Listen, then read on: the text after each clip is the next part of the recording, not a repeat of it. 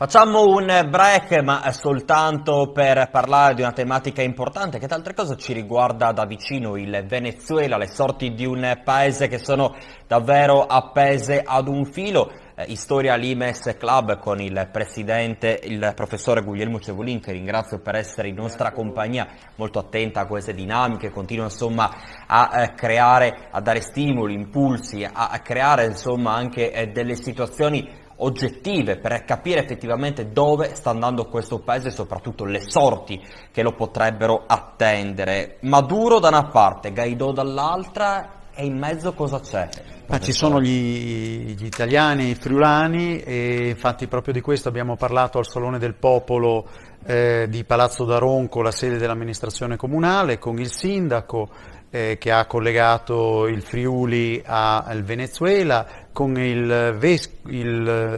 vicario del vescovo, Monsignor Guido Genero, che ha trattato della diplomazia della Santa Sede. Qui vediamo nelle immagini Fontanini che insieme anche al consigliere regionale Di Berti, in rappresentanza del presidente del Consiglio regionale Zanin. Ecco. Quindi abbiamo collegato le istituzioni alla tematica del Venezuela, perché c'è la possibilità anche di un intervento un po' della regione, e abbiamo fatto anche una proposta, la proposta di cercare di convogliare tutti i progetti Studiare in Friuli, Origini e Visit per questi prossimi 2 o 3 anni al Venezuela, in modo da dare una forma di accoglienza a quelli che friulani ritornano a causa della tragedia del Venezuela. Oggi c'è una manifestazione ancora di Guaidó, ma le anticipazioni che abbiamo avuto degli amici del Venezuela è che ormai c'è molta sfiducia e quindi ormai non si ritiene più che Guaidó ce la faccia, c'è solo una tensione perché è l'unica speranza democratica, e quindi non c'è una buona situazione, così come peraltro anche un po'. Io mi sono anche chiesto la fine che potrebbe fare Guaidó, cioè nel senso. Quello che sta succedendo è la morsa, nel senso che tutti e 3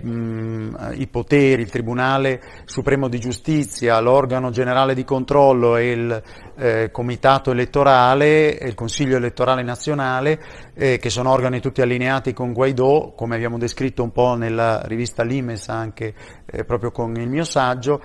stanno adottando tutte misure o per sospendere dalle attività politiche Guaidó e i suoi deputati, o per arrestarli per golpe, o per incriminarli per utilizzo del denaro pubblico in maniera non adatta, e insomma attraverso una raggiera di strumenti la opposizione viene sempre di più azzittita, ed è questa anche un po' la riflessione che ha fatto Monsignor Guido Genero, che pur nello stile della curia e della diplomazia vaticana ha rappresentato la dittatura di Maduro come una dittatura non più credibile e anche un po' criminale. E i prossimi appuntamenti infatti volevo arrivare a questo, di storia saranno la prossima settimana la lezione conclusiva a Vittorio Veneto del corso di geopolitica, mercoledì 13 alle ore 20:30 all'aula civica al Museo della Battaglia in piazza Giovanni Paolo I. Poi il giorno dopo, giovedì invece 16 maggio alle ore 17 a Udine in via Manin alla Fondazione Friuli, nell'ambito di Vicino Lontano, presentiamo come Storia la nostra tavola rotonda di presentazione di un altro numero in edicola di Limes su l'Europa, europei e anti-europei, e infine concluderemo il corso di geopolitica lunedì 27 maggio alle ore 18 al chiostro della biblioteca, parlando della geopolitica del Mediterraneo con Gianandrea Gaiani, e anche questa sarà una lezione sempre nella scia diciamo, delle altre, cioè la riflessione dei 30 anni dalla caduta del muro di Berlino. Temo che ci sarà anche un altro appuntamento, forse, tra di noi in quel giorno. Insomma, lo vogliamo anticipare? Anticipiamo. Allora il 27, no? Perché quello Sì. appunto è l'appuntamento, la co-conduzione appunto della maratona per quanto riguarda le elezioni comunali da una parte ed europee sarà appunto co-condotta, come dicevo, dal sottoscritto e anche dall'amico Guglielmo Cevolin, quindi sarà a partire dalle 15 circa fino alle 17, la prima parte con lo spoglio, con le prime notizie che arrivano da Bruxelles e appunto dalle